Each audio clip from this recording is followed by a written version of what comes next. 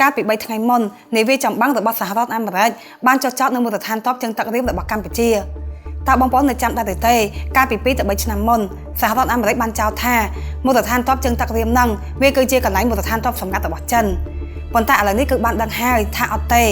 សូម្បីតែសហរដ្ឋអាមេរិកក៏អាចចុះចតនាវាចម្បាំងនៅកន្លែងនឹងបានដែរនេះគឺជាលើកដំបូងហើយក្នុងរយៈពេលជិត20ឆ្នាំដែលកម្ពុជាបានអនុញ្ញាតឲ្យសហរដ្ឋអាមេរិកចុះចតនាវាចម្បាំងនៅមូលដ្ឋានទ័ពជើងទឹករៀមបានវិញតើហេតុអ្វីបានជាកម្ពុជាមានការផ្លាស់ប្ដូរនេះគឺដោយសារតែកម្ពុជានិងសហរដ្ឋអាមេរិកកំពុងតែចាប់ផ្ដើមមានទំនាក់ទំនងល្អជាមួយគ្នាសារជាថ្មីវាមិនដូចពីមុនទៀតទេសម្រាប់មនុស្សមួយចំនួនដែលតែងតែកាន់ជើងចិនពួកគេមិនដឹងទេថាកម្ពុជាកំពុងតែបោះផ្លូវហើយពួកគេបានវង្វេងផ្លូវហើយខំនាំគ្នាមកតាមខំខ្ញុំខំប្រឹងការពារចិនប៉ុន្តែពួកគេមិនទាន់បានដឹងខ្លួនទេថាកម្ពុជាកំពុងតែផ្លាស់ប្ដូរទី1កម្ពុជាបានតែងតាំងលោកត្រាំនៅពានរង្វាន់ណូបែលសន្តិភាពទី2បន្តហ្វឹកហាត់សមយុទ្ធយោធាជាមួយនឹងសហរដ្ឋអាមេរិកឡើងវិញទី3អនុញ្ញាតឲ្យសហរដ្ឋអាមេរិកបានចុះចតនាវាចម្បាំងនៅមូលដ្ឋានទ័ពជើងទឹករៀមពេលណាក៏បានទី4កម្ពុជាចូលរួមជាសមាជិកប្រឹក្សាសន្តិភាពជាមួយនឹងលោកត្រាំវាមិនមានត្រឹមតែប៉ុណ្ណេះទេខ្ញុំជឿជាក់ថានៅមានច្រើនទៀតវាជារឿងអកុសលណាស់លោកត្រាំបានជួយកម្ពុជាពីព្រៃចិត្តខាងកាលពី1ឆ្នាំមុន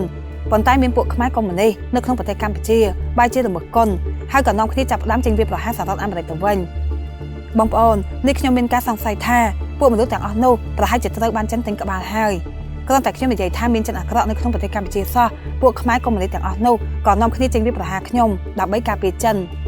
ខ្ញុំចង់ប្រាប់បងប្អូនថានៅក្នុងប្រវត្តិសាស្ត្រខ្មែរយើងមានរឿងបែបនេះវាធ្លាប់បានកើតឡើងម្ដងរួចមកហើយ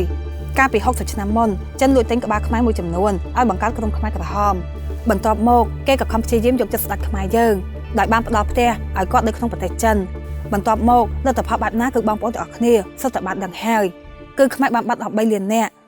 ដូច្នេះលើកនេះខ្ញុំសូមឲ្យប្រជាពលរដ្ឋខ្មែរទូទាំងប្រទេសកុំធ្លាក់ចូលល្បិចបែបនេះដដែលទៀតសូមកុំធ្លាក់ចូលល្បិចក្រុមខ្មែរកុម្មុយនីសទាំងអស់នោះដែលចង់តែឲ្យកម្ពុជាយើងទៅរកផ្លូវចិនសូមបងប្អូនទាំងអស់គ្នានាំគ្នារួបរวมគ្នាសូមកុំឆ្លោះគ្នាដំបងកម្ពុជាគឺត្រូវតែមានសន្តិសុខជាតិដើម្បីការពារទឹកដីយើងពីពួកប្រៃចិត្តខាងជាមុនសិនបន្ទាប់ពីពេលដែលយើងមានសន្តិសុខជាតិប្រកប 100% ទើបយើងអាចពិភាក្សាពីការធ្វើកំណែតម្រង់នយោបាយបានត្រង់ចំណុចនេះខ្ញុំមានដំណោះស្រាយរួចរាល់ហើយដែលវាអាចបំពេញចិត្តមនុស្សគ្រប់គ្នានិងគ្រប់ក្រុមបានហើយវាធានានូវសន្តិសុខទៅដល់មនុស្សគ្រប់គ្នាថែមទៀតផងដំណោះស្រាយហ្នឹងវានឹងធ្វើឲ្យប្រទេសកម្ពុជាយើងនិងប្រជាជនខ្មែរយើងកាន់តែរីកចម្រើនច្រើនជាងមុន10ដងហើយខ្ញុំជឿជាក់ថាប្រជាពលរដ្ឋខ្មែរទូទាំងប្រទេសនឹងយល់ស្របជាមួយនឹងគំនិតនេះនៅពេលដែលខ្ញុំប្រកាសបន្ទាប់មកទៀតខ្មែរយើងនឹងរួបរวมគ្នាមែនទែនយ៉ាងពិតប្រាកដខ្ញុំនឹងនិយាយអំពីដំណោះស្រាយនេះនៅថ្ងៃណាមួយបន្ទាប់ពីកម្ពុជាមានសន្តិសុខជាតិពិតប្រាកដ